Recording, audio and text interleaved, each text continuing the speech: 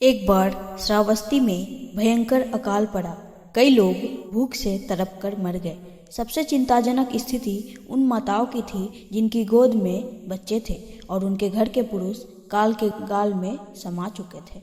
बुद्ध को जब यह पता चला तो वह चिंतित हो गए। उन्होंने तत्काल धनवान लोगों की एक सभा बुलवाई और उनसे कहा, आप इन माताओं और इन बच्चों की रक्षा करें। वहाँ उपस्थित लोग बोले, हमारे पास अनाज तो है पर वह 1 वर्ष ही चल पाएगा। इसमें से हमने दूसरों को अन्न दिया तो हमारा परिवार भूख से मर जाएगा।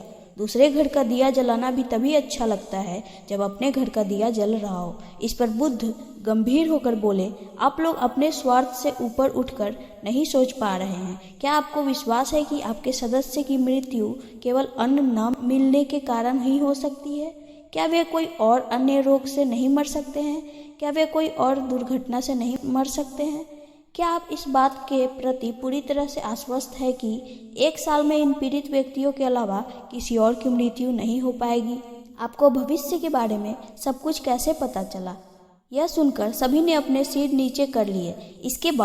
इसके बाद बुद्ध बोले, भाइयों, आपदाओं से मिलकर ही निपटा जा सकता है। यदि आज आप इनकी मिलकर सहायता करेंगे तो अकाल जैसी इस विपत्ति से मुक्ति संभव है, किंतु यदि आप इनकी मदद नहीं करेंगे तो जीवन भर कोई आपकी सहायता करने को भी तैयार नहीं होगा। याद रखिए, विपत्ति में पड़े लोगों की सहायता करना ही सबसे बड़ा धर्म है। यह सुनकर श्रावस्ती के सभी सेठों और व्यापारियों ने अपना अनाज के भंडार खोल दिए। वे स्वयं भूखे लोगों में अन्न बांटने लगे। कुछ ही समय बाद सब लोगों के प्रयास से अकाल जैसी विपत्ति पर विजय पा ली गई और सब सुखपूर्वक रहने लगे।